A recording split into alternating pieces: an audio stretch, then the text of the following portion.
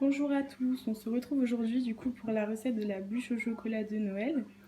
Donc pour cela vous allez avoir besoin de 4 œufs, de 100 g de farine, un sachet de levure chimique, 180 g de sucre, 200 g de beurre et 250 g de chocolat. Donc pour commencer on va séparer les jaunes des blancs. Ensuite on va monter les blancs en neige et mélanger les œufs avec le sucre pour ensuite ajouter la farine. Et je vais vous montrer tout ça. Alors pour séparer les blancs des jaunes, j'utilise ce petit accessoire qui est super pratique si vous n'arrivez pas à casser bien séparer les blancs des jaunes juste avec des coquilles. Donc ce petit appareil est vraiment génial. Vous venez casser votre œuf et hop, comme vous voyez, le jaune reste au-dessus, le blanc coule dedans.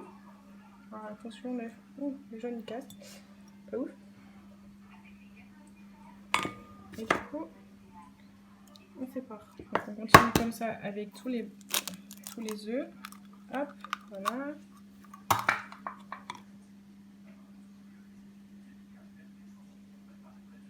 Voilà, là il n'a pas cassé, génial.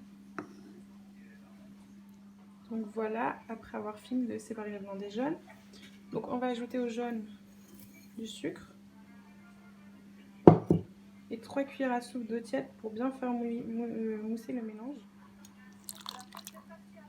Et ensuite là, on prend le fouet et on mélange vraiment jusqu'à ce que le mélange soit bien mousseux.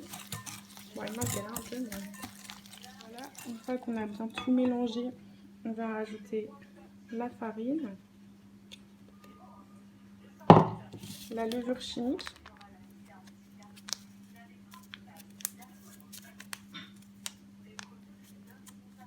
et on remélange le tout. Et voilà, une fois bien mélangé, ce que ça va donner. Donc on va maintenant passer au montage des blancs en neige.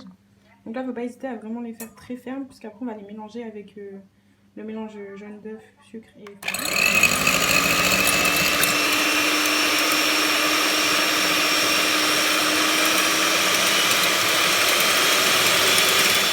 Voilà, une fois que les blancs sont bien fermes, donc on va les incorporer à ce mélange grâce à ce petit ustensile, la maryse.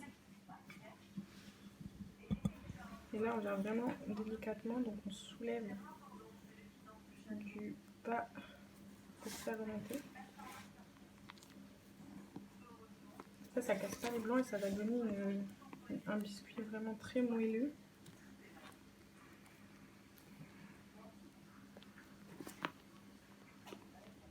Une fois bien mélangé, donc vous obtenez cette petite pâte qui ressemble un peu à un petit nuage, je trouve.